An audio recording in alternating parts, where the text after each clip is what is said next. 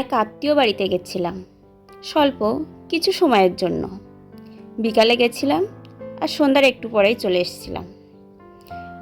গিয়ে দেখি ওদের গভীর ঘন জঙ্গল, কত বড় বড় আম গাছ আর নানান গাছপালায় ভর্তি।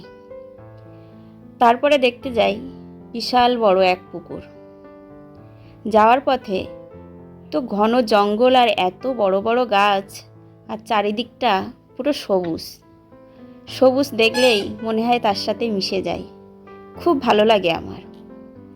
আর এই যে পুকুরটা অনেক বড়। আমাদের বাড়িতেও পুকুর আছে ছোট, কিন্তু এর আগে আমি যত পুকুর দেখেছি তার মধ্যে এই পুকুরটা বেশ বড়, অনেক বড় পুকুর।